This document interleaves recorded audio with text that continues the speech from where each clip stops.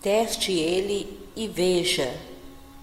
Palestra realizada em 25 de julho de 1969. Neville Goddard. O assunto desta noite é teste-o e veja. Na segunda carta de Paulo aos Coríntios, no último capítulo, o 13, ele chama todos nós porque ele está nos dirigindo. Embora tenha sido escrito há 2000 anos, ele realmente se dirige a todos no mundo que lerão a carta. E ele disse: examinem-se para ver se estão se apegando à sua fé. Teste-se. Você não percebe que Jesus Cristo está em você? 2 Coríntios 13, versículo 5. Bem, se todo cristão no mundo fosse brutalmente honesto consigo mesmo, ele responderia: não, eu não percebo isso. Eu penso em Cristo como algo do lado de fora. Isso é o que o cristão diria. E você me diz que ele está em mim. Eu sou chamado a me testar. Você não percebe que Jesus Cristo está em você? Bem, se Jesus Cristo está em mim, onde está Ele? Pois me disseram que todas as coisas lhe são possíveis. Marcos 9, versículo 23. Foi-me dito que por Ele todas as coisas foram feitas. João 1, versículo 3. E sem ele, nada do que foi feito foi feito. Bem, se o ser que criou e sustenta o universo está em mim, eu quero encontrá-lo. Devo dedicar toda a minha vida à descoberta daquele ser que me ocupa, que criou e sustenta o universo, a quem todas as coisas são possíveis. Bem, eu vou te dizer quem ele é. Ele é a sua própria imaginação humana maravilhosa. Sua própria maravilhosa imaginação é o corpo divino do Senhor Jesus. Bem, agora teste-o e veja, porque Ele cria tudo. Não há uma coisa neste mundo que não tenha sido inicialmente imaginada. Diga: tudo no mundo que agora é provado como algo que é factual já foi apenas imaginado. Você quer dizer que minha imaginação é o Senhor Jesus? Sim, sua imaginação é o Senhor Jesus. Mas Ele está sonhando. Ele está sonhando com este mundo. Ele está sonhando que Ele é você. E como você, Ele está sonhando o que quer que você experimente neste mundo. Eu não me importo com o que é bom, ruim ou indiferente. Ele está sofrendo por você, pois Ele está sonhando o sonho da vida. Ele se colocou dentro de você para sonhar. E enquanto Ele sonha que Ele é você. E o que você pensa que é isso que é Jesus em você, que é o Senhor para sempre. Está sonhando. E quando Ele acorda, Ele é você, e você é o Senhor Jesus. Este é o grande mistério de todos. Eu tenho muitas vezes estendido em uma cama ou reclinado em uma cadeira e comecei a ver o que eu não deveria ver. Eu vi que a razão negaria que eu pudesse ver. Ainda não pude negar que estou vendo isso. Eu não podia mais negar a evidência dessa experiência do que a evidência dos meus sentidos em qualquer outro momento no tempo. Eu não pude. E então, minha imaginação, chame de imaginação, chame de consciência, segue o pensador. Eu estou vendo o que eu não deveria ver, e então eu entro no mundo que estou vendo, e isso é real. Assim, eu sou real para mim mesmo, e as pessoas são reais, tudo é real, bem assim. Então, volto ao lugar onde sabia que estava quando comecei a vê-lo. Eu volto e ainda estou vendo isso. Eu entro novamente, eu volto. Talvez uma dúzia ou mais vezes. E então decidi me aventurar, independentemente das consequências. Não importa o que aconteça, eu irei não apenas para o que eu estou vendo, mas vou ficar lá e realmente explorar. E minha consciência entra no que estou vendo, e é um mundo assim, real, sólido.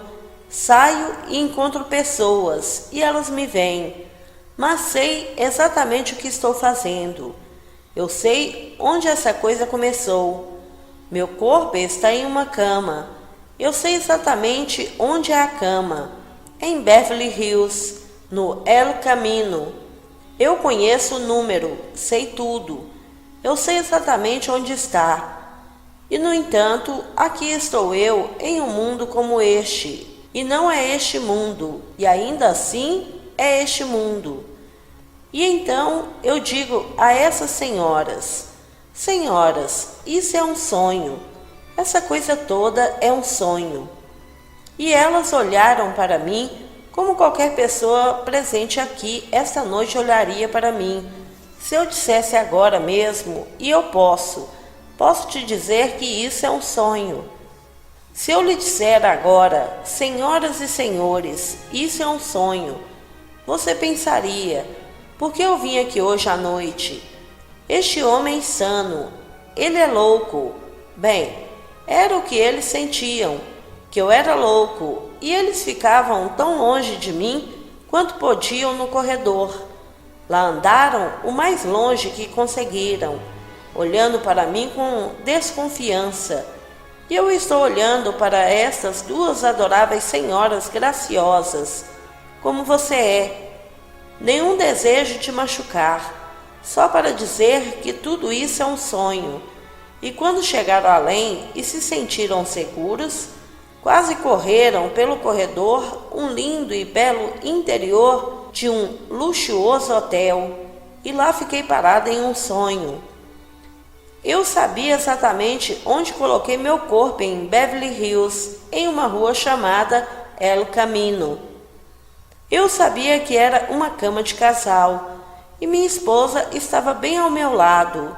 E aqui estou eu, de pé em um lugar mais iluminado do que isso, muito mais macio do que isso, luminoso, e estou excluído. E tenho negócios inacabados neste mundo que você e eu agora conhecemos. Uma criança ainda não educada, uma criança recém entrando no ensino médio, uma esposa, e eu ainda não tinha me preparado para amortecer o golpe, se eu fosse partir agora. O que eles fariam? Bem, dinheiro no futuro imediato, pois ainda não me preparei para amortecer sua vida além da minha partida. E aqui estou eu, e não há caminho de volta para Beverly Hills, e esse mundo é assim. Então me lembrei do que fiz anos antes, quando tive uma experiência semelhante e tudo se baseava em sentimentos, e eu podia tocar em algo, e segurei o que toquei e fiz despertar. Então, enquanto eu segurava, eu disse: vamos, acorde. E acordei, segurando o objeto que imaginei que estava neste mundo. E foi assim que acordei. Lembrei-me disso, então eu disse a mim mesmo, em pé, perfeitamente ereto: agora imagino que minha cabeça está sobre um travesseiro, em Beverly Hills, no meu quarto em El Camino, e pude sentir o travesseiro. E então, quando pude sentir aquele travesseiro, senti-me de volta, não em um estado vertical, mas em um estado horizontal. Mas eu não conseguia abrir meus olhos. Eu estava cataléptico. O corpo estava morto. Eu estava vivo dentro de um corpo que não conseguia mover. A coisa era completamente cataléptica. Então, em cerca de, talvez meio minuto, eu poderia mover o dedo mindinho e então mover a mão, depois empurrá-la para fora, e eu poderia sentir o calor do corpo da minha esposa. Então eu sabia que estava de volta. Eu ainda não conseguia abrir meus olhos. E então, talvez em outro meio minuto, fiz um tremendo esforço e os olhos se abriram. E aqui estão todos os objetos familiares na sala: a escrivaninha, quadros nas paredes, as coisas normais e naturais que eu havia deixado para trás. E eu sabia que havia entrado em um mundo assim, e entrei em um estado que o mundo chamaria de sonho. Quando voltei, só pude concluir que este mundo onde estou agora, na cama, tocar a mulher que é a minha esposa, a mãe da minha filha, isso também é um sonho, mas não consigo me lembrar de onde coloquei esse corpo quando comecei a sonhar esse sonho. Eu não conseguia lembrar onde estava esse corpo, pois esse era o corpo original que iniciava esse sonho, e o outro era apenas um sonho dentro de um sonho. Bem, então comecei a experimentar, como fiz antes. Se minha imaginação é Jesus Cristo, como é ensinado nas Escrituras, e se por Ele todas as coisas foram feitas, e sem Ele nada do que foi feito se fez. João 1, versículo 3. Bem, então posso aceitar o desafio que Paulo nos deu. Examinem-se para ver se vocês estão mantendo a fé. Teste-se, não o outro. Teste-se. Você não percebe que Jesus Cristo está em você? 2 Coríntios 13, versículo 5. Bem, se Ele está em mim, então Ele é o único que entrou neste mundo e retornou a este mundo. E neste mundo Ele está sonhando com isso. E pode Ele modificar esse sonho? Comecei a experimentar e comecei a imaginar que sou o que a razão nega, o que meus sentidos negam, e me tornei neste mundo. Comecei a ensiná-la aos outros e disse aos outros que fizessem isso de uma maneira simples, como um sonho. Você começa com um sonho e você concebe uma cena que, se for verdade, implicará a realização de seu sonho neste mundo, que a potência dessa coisa é tudo o que está implicando. Apenas tente, traga diante da sua mente uma cena, amigos, e faça com que os amigos parabenizem você por sua boa sorte, e você aceitou como se fosse verdade, e depois desistiu, e então deixe acontecer neste mundo, deixe acontecer. Então eu repeti e ensinei, e aqueles que acreditaram em mim, que tentaram, provaram isso. Então eu encontrei quem Ele era. Eu descobri que realmente o Deus do universo está no homem, e o homem é a sua própria imaginação humana maravilhosa. A imaginação desse homem é o corpo eterno do Senhor, que é chamado Jesus. Isso é Jesus. Ele é crucificado neste corpo, no seu corpo, na humanidade. Chegará o dia em que ele despertará deste sonho, mas neste mundo ele está sonhando. Ele está sonhando que ele é você, e chegará o dia em que ele despertará daquele sonho, por incrível que pareça, não deixando você para trás, mas ele despertará e você é ele. A menos que eu morra, disse ele, não podes viver. João 12, versículo 24. Mas, se eu morrer, ressuscitar-me-ei comigo. Ele não a deixará para trás. Ele realmente se tornou humanidade, que a humanidade pode se tornar Deus. Essa é a história e não é conversa, mas estou lhe contando o que sei da minha maravilhosa experiência humana. Eu fiz isso uma e outra vez, fui direto para o mundo assim e nada morre. Esta noite, quando alguém parece morrer, eles apenas fecham uma parte do livro eterno que estão sonhando. Eles simplesmente fecham e você os chama de mortos. Eles não estão mortos. Eles estão em um mundo assim e são sólidos. Eles são terrestres. O mundo é terrestre? Como? Eles são inexplicavelmente novos. Então, eles acordam e descobrem que estão lendo outro capítulo e continuam o livro da vida. E estamos sonhando com o sonho da vida. No final, vamos despertar do sonho da vida, sabendo que todos eventualmente o farão. Mas, enquanto estamos neste mundo, podemos modificar o sonho. Se eu sei que estou sonhando, posso mudar isso. Então, alguém entra no meu mundo e está desempregado, mas precisa de dinheiro. Ele tem uma família para sustentar. Ele precisa de dinheiro para comprar todas as coisas que uma família precisa. E eu estou sonhando isso. Bem, eu vou mudar esse sonho. Eu vou vê-lo como empregado e feliz em sua família. E tudo é como deveria ser. Então, eu mudei o roteiro. Eu tenho o poder de mudar isso, e ele está de acordo com a minha mudança e ele trabalha. Agora, eu não posso te ver agora, a menos que você penetre no meu cérebro. Tudo que percebo apenas porque é um objeto no espaço. Está penetrando no meu cérebro. Assim, ao mesmo tempo, você existe não apenas para mim, pela penetração, mas você existe como um objeto ocupando um lugar no espaço, independente da minha percepção de você. Mas você existe simultaneamente em mim, porque você penetrou no meu cérebro. Você também existe como algo que ocupa o espaço no mundo ao redor. Agora, devo esperar que você mude em mim? Ou posso mudar em mim o que vejo lá e fazer a mudança acontecer lá?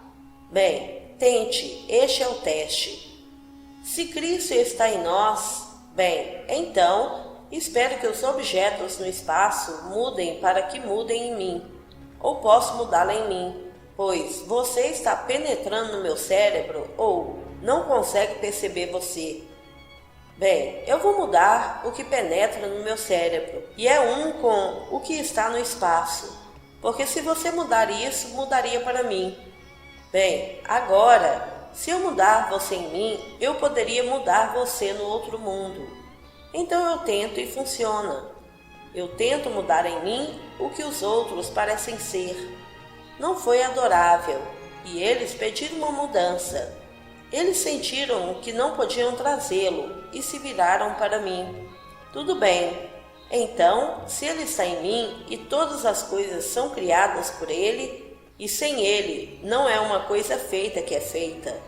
João 1, versículo 3. Bem, então eu vou mudá-lo.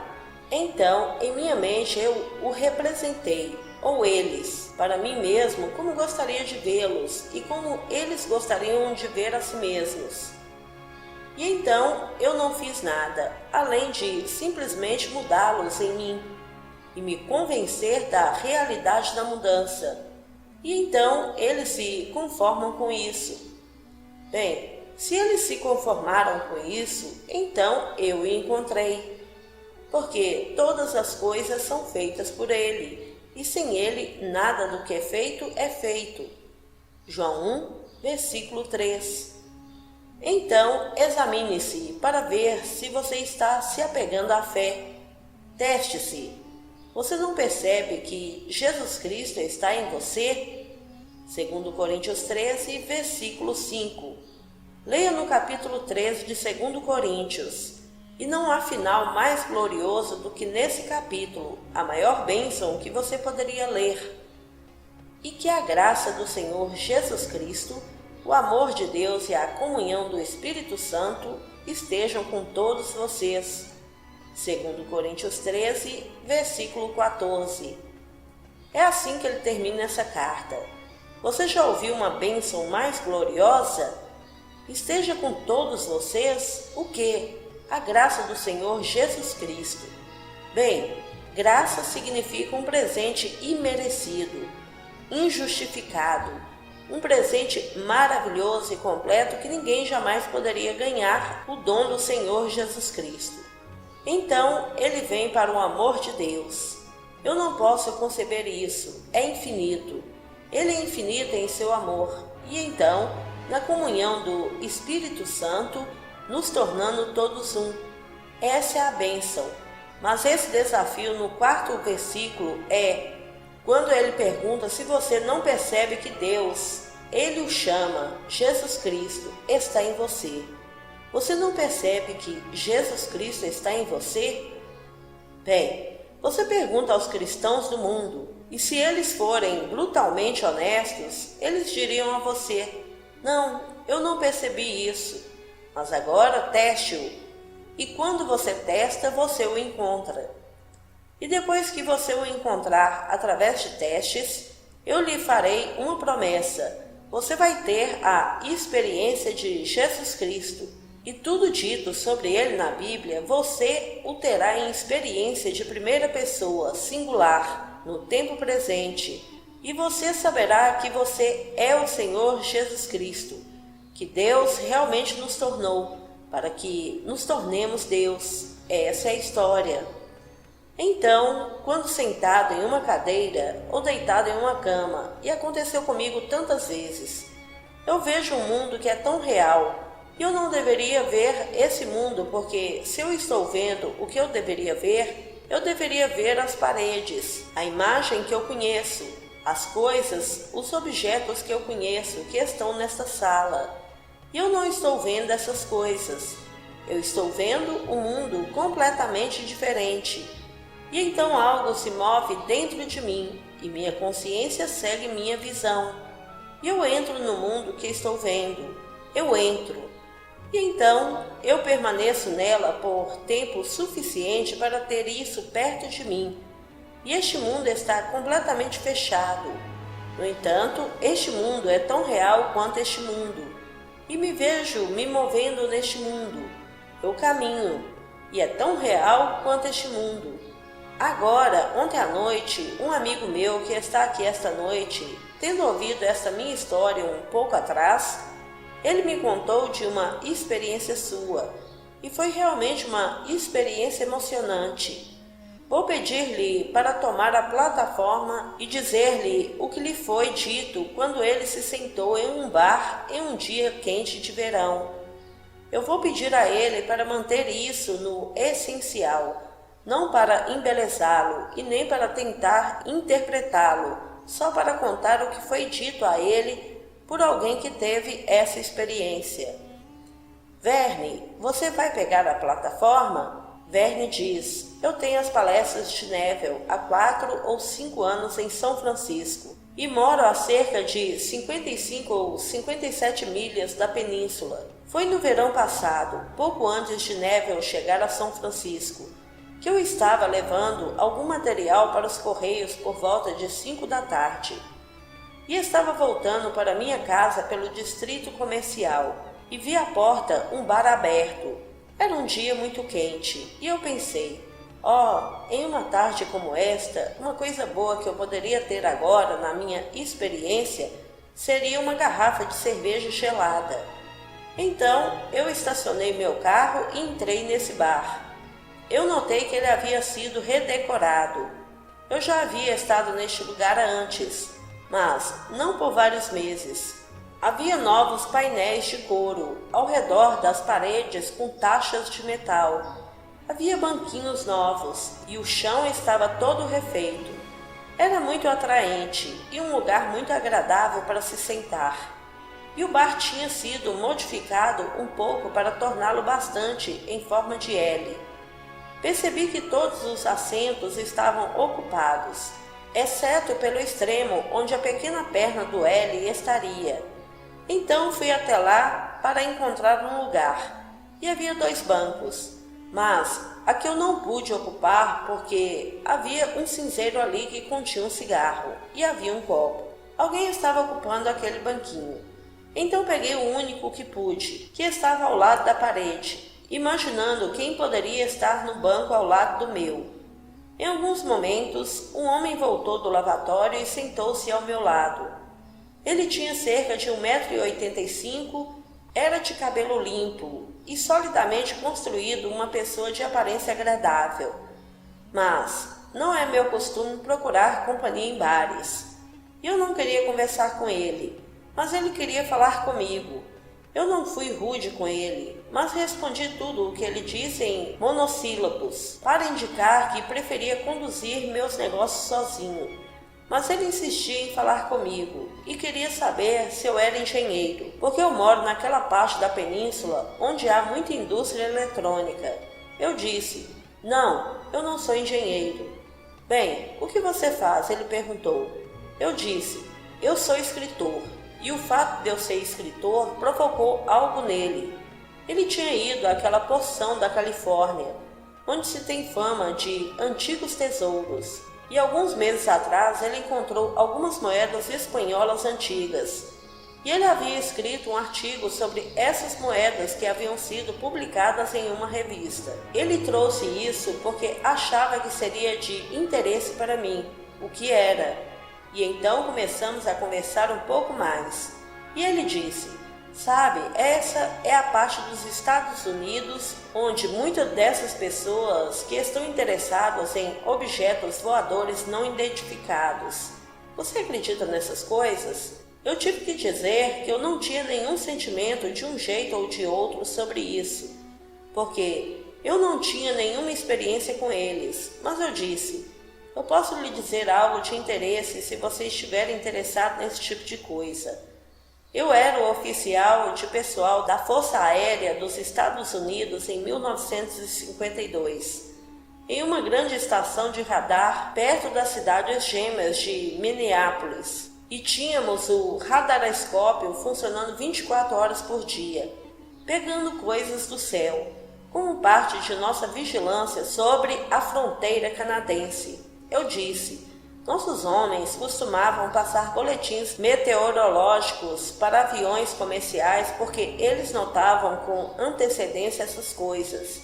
E eu disse: certa noite, eles marcaram algum objeto em uma atmosfera da Terra que estava indo a uma velocidade enorme, 9.000 milhas por hora, ou algo parecido, e depois parou sem curva nem nada e apenas decolou em outra direção.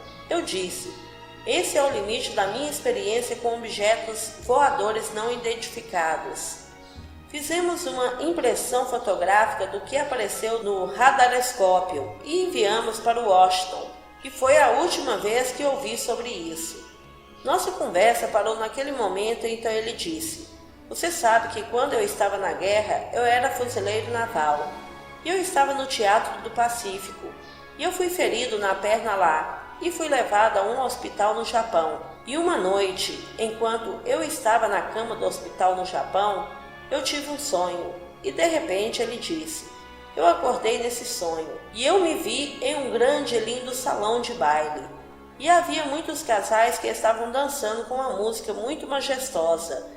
E deve ter sido algo como um francês, tribunal ou família real europeia de algum tipo, porque ele disse era muito ornamentado e era muito imponente. Ele disse: todas as mulheres usavam saias de argola, saias compridas, perucas empoadas que desciam para os ombros, e os homens usavam brechas nos joelhos, com fivelas de prata nos sapatos. Eu estou dançando com essa mulher, e estou tentando dizer a ela que estou tendo um sonho em uma cama de hospital no Japão, e ela fazia parte do meu sonho, como todos os dançarinos, e ela não aceitaria o que eu estava dizendo. Ela me disse: você bebeu demais da tigela de ponche, então eu acho que talvez devêssemos sair dessa dança e ir até lá e ter mais um copo para você se endireitar.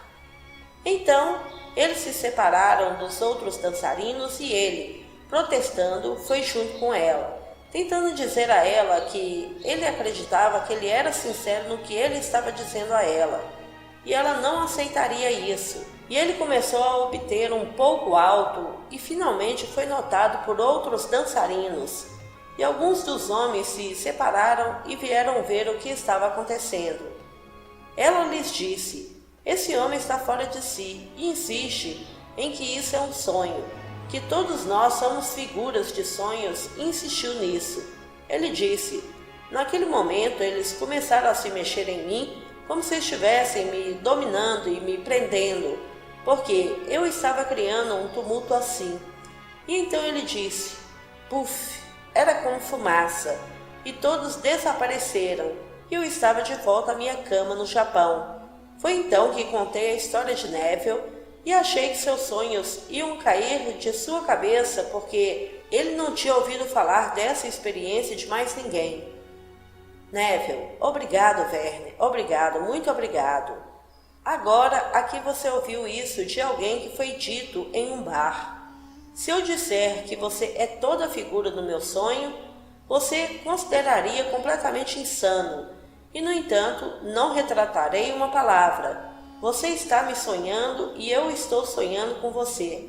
E estamos sonhando que essa cena seja, e enquanto estamos nela, no mundo de Cessa, podemos modificar o sonho e modificá-lo e torná-lo compatível com um sonho melhor do que o roteiro que estamos lendo. Mas o dia chegará, você despertará do sonho da vida. E quando você despertar, você é o Senhor Jesus Cristo. Esta é a história que estou tentando passar para todos no mundo. Então, você não condena ninguém, pois o que você está vendo faz parte do seu sonho.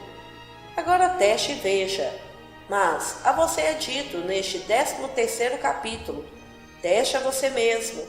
Você não testa o outro, você se testa e o outro faz parte do seu sonho. Então você não pode apelar para ele, você apela para si mesmo. Se ele está no seu sonho e ele não está fazendo o que você gostaria que ele fizesse, ele está desempregado e é um fardo para a sociedade. Bem, então empregue-o. Veja-o bem empregado, fazendo muito mais do que jamais sonhou que poderia fazer, e deixe-o ir. Ele vai se conformar ao seu sonho modificado. Veja o outro o que ele quer ser. Eu não me importo com o que ele quer. Se eles querem ser socialmente proeminentes, se querem ser isso, aquilo ou aquilo, o que isso importa no sonho? Então, ele quer ser algo muito importante.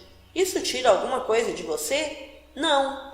Você é o sonhador. O sonhador no homem é Deus.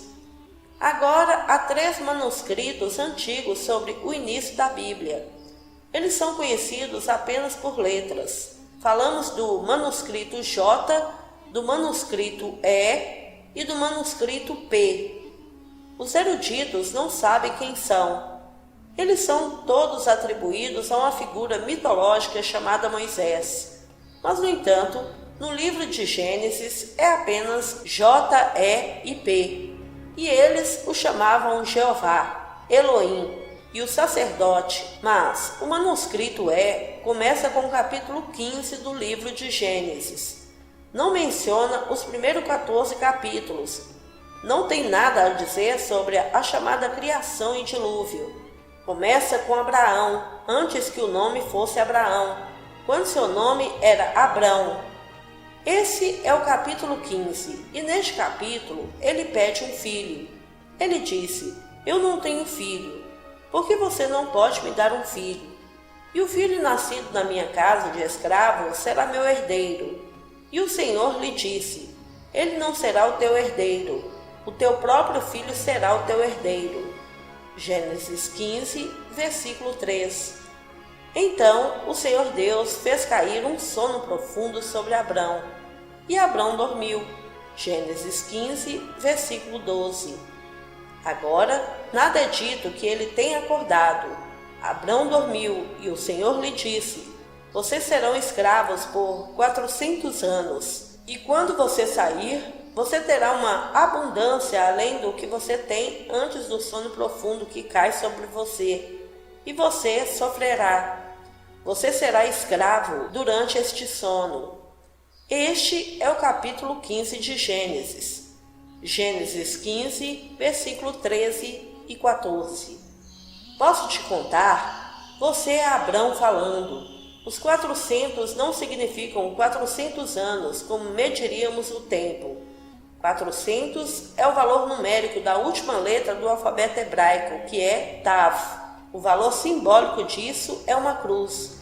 A cruz é esse corpo, indicando o corpo físico.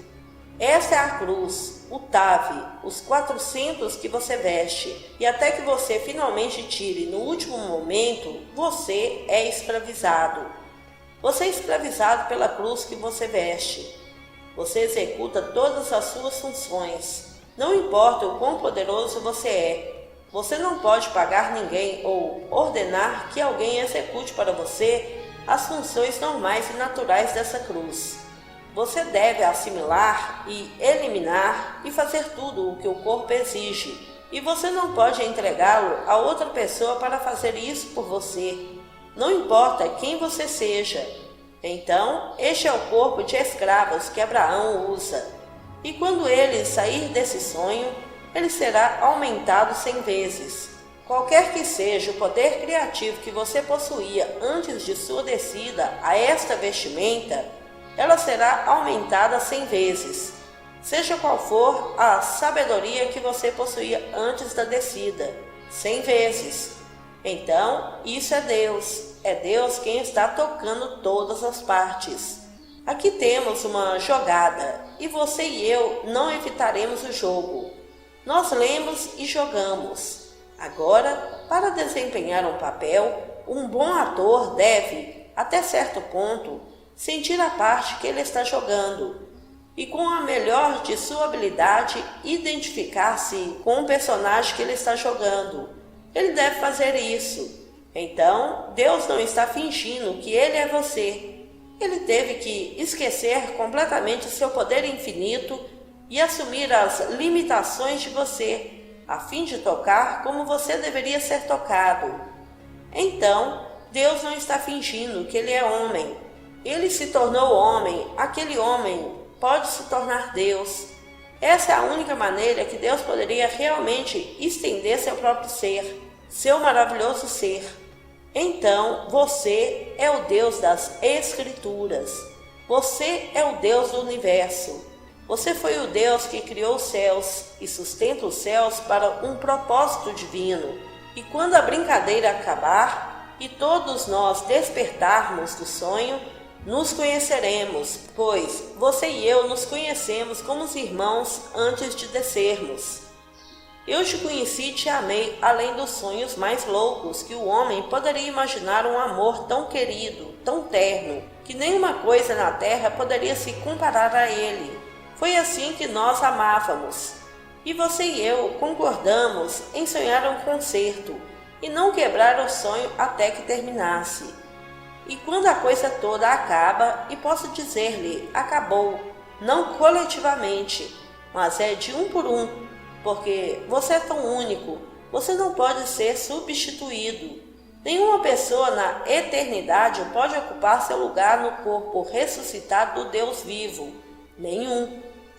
Seria uma catástrofe, além da redenção, se você pudesse se perder. Você não pode estar perdido. Você deve retornar como uma pedra viva no corpo vivo do Senhor ressuscitado. E vivendo a pedra, quero dizer, um ser muito além do sonho mais louco de alguém aqui na terra. E quando nos encontrarmos nesse corpo vivo, nos lembraremos do ser que amamos antes de descermos. Como nos diz no 82º Salmo, eu digo, vocês são deuses, filhos do Altíssimo, todos vocês. Todavia, morrerás como homens e cairás como um só homem, ó príncipes. Salmo 82, versículos 6 e 7. Então, nós realmente caímos como um homem e nos tornamos diversificados nessas vestimentas de carne e osso, usando pigmentos diferentes, alguns usando corpos brancos, corpos amarelos, corpos negros, e por trás da máscara desses corpos está Deus, não menos que o outro.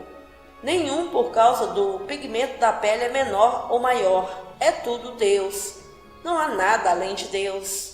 Eu não gostaria de ser maior do que a que amei antes da queda. Eu não serei.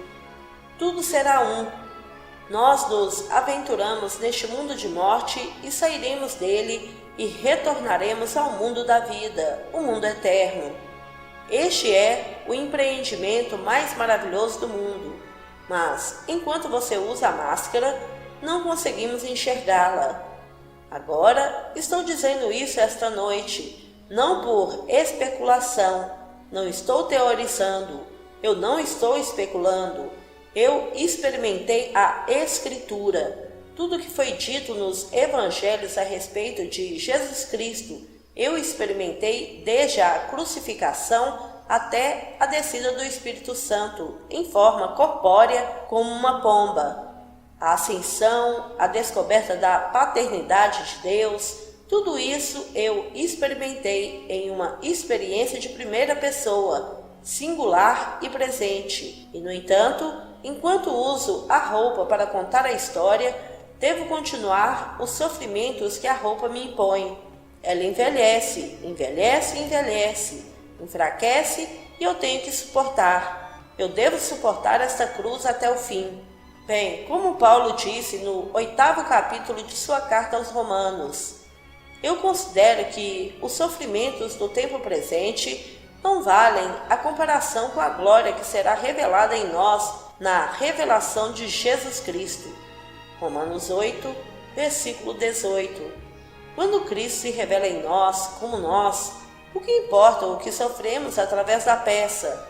Mas não posso parar o sofrimento quando o corpo envelhece e decai. Mas desta vez eu estou tirando isso pela última vez, não mais para ser restaurado, mas para deixá-lo completamente para trás, e então retornar ao único corpo que está se reunindo um por meio do Senhor ressuscitado. Eu já faço parte do corpo ressuscitado, mas fui enviado para contar essa história. E diga, devo, e diga, eu vou. E se ofende alguém, se incomoda alguém, não faz diferença para mim. Eu ainda devo contar isso. Se alguém se torna completamente autopublicado e está distorcendo o mistério de Cristo, deve protestar contra a distorção deste grande mistério de Deus. Eles se separam como se fossem eleitos para contar uma história de uma questão moral. Não há um na eternidade que permaneça não redimido, e a parte que ele está tocando era essencial para o todo, pois todas as coisas cooperam para o bem daqueles que amam o Senhor. Romanos 8, versículo 28. Dizem-nos, você não me vendeu como escravo. Quando os irmãos confessaram que venderam como escravo, ele disse, não, era o Senhor, era a vontade do Senhor. Vocês eram instrumentos usados para me vender como escravo. Mas ele conhecia a minha sabedoria inata, o meu conhecimento inato para interpretar os sinais do tempo, e assim eu interpretei os sinais dos tempos para salvar a civilização. Gênesis 45, versículos 5, 6 e 7. Então uma fome estava chegando no mundo. Sem o meu conhecimento do sonho do faraó, então não teríamos vivido. Então ele permitiu que você me vendesse como escravo para que eu pudesse estar em contato com o faraó e ler seu sonho para ele e provar que é verdade, e então se tornar igual ao faraó no governo da civilização. Então os irmãos pensaram que eles o haviam vendido. Então você acha que feriu alguém. O tempo vai provar que você não fez nada. Foi parte do drama que se desdobrou, parte da peça. Essa coisa toda é uma brincadeira. Eu vi com tanta clareza e não posso dizer-lhe a emoção quando você se senta confortavelmente em uma cadeira, pensando em nada em particular, não se apegando a nada, e de repente você não está vendo o interior de sua sala de estar. Eu conheço o interior da minha sala de estar de costas. Eu tenho uma linda biblioteca, cadeiras confortáveis, é uma vida caseira, não é para mostrar. Minha esposa e eu moramos em um lugar que eu chamo de lar. Então, se alguém vier ao nosso lugar, faremos com que se sintam em casa, é repousante. E meus livros são usados. Eles não são para mostrar. As cadeiras, os móveis, tudo é utilizável. Nós não temos nada para exibir peças adoráveis, algumas peças bonitas, mas ninguém vem todo ano, como fazem em Los Angeles. Eu suponho que eles fazem isso aqui também para pegar o valor de seus móveis. E eles estimam o valor, e você paga muito disso. Bem, eles vão entrar em meu lugar, e aqui eu tenho uma biblioteca bonita, mas eles são todos livros usados. Então, isso é descontado imediatamente. Temos algumas adoráveis peças antigas que vieram da propriedade da mãe da minha esposa. Bem, isso é várias gerações e é antigo para eles, portanto não tem valor. E eu não ousaria dizer a eles, mas a qualquer um que saiba o valor dessas coisas. Como eu as fizesse chegar e dissesse, você levará 3.000 para isso? Você vai levar 2.000 para isso? Mas, para aquele que é enviado para valorizar as coisas, eles não lhe dariam espaço em seu lugar, porque são peças antigas. Então, vou me sentar em uma cadeira e de repente não estou vendo o que devo ver. E às vezes vou me aventurar e entrar no que vejo. A consciência segue a visão e eu entro na visão e exploro um mundo tão real quanto isso. Você encontra pessoas que o mundo chamaria de morto. Eles não estão mortos. Solidamente real em um mundo que é terrestre. Árvores crescem, e elas murcham e elas morrem. As pessoas crescem, elas murcham, elas morrem. E ainda assim eles não morrem. Todas são restauradas. Você está lendo uma peça e está fazendo a parte que está lendo. E o dia chegará, você despertará de tudo. E quando você desperta, você é quem criou. O Antigo Testamento é retratado. O Novo é a realidade. Está chegando o dia em que você realizará dentro de si a realidade. Você vai compará-lo com o retrato. E você verá certas coisas nesse retrato que você pode mudar. E você poderia, a qualquer momento, certas coisas que você acrescentaria que o retrato não captou. Certas coisas que você excluiria, pois você é a realidade. Eu vou te contar, a história é verdadeira. Não é cronologicamente preciso, mas é verdade. Tudo isso é verdade. Eu poderia dizer isso de uma maneira mais cronológica e precisa do que é contado no Evangelho, contando a partir da minha própria experiência pessoal. Mas é bom o suficiente para ser deixado como está, pois quando a realidade se revelar, você a comparará ao retrato e você saberá que é o seu retrato. E você dirá, é uma excelente semelhança, mas não é realidade.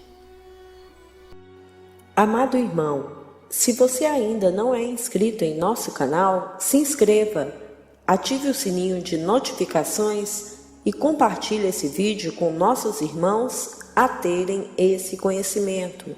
Sugiro a todos que adquirem os 7 livros em um de Neville Goddard, para que possam se aprofundar verdadeiramente nesses conhecimentos. Devemos ter esse livro juntamente com a nossa Bíblia cristã.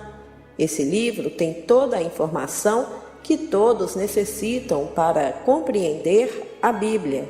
Clique no link abaixo, na descrição desse vídeo, e adquira agora o livro impresso O Despertar da Consciência, ou poderão adquirir os 7 e-books digitais ou mesmo adquirir o pacote completo que está com um valor sensacional.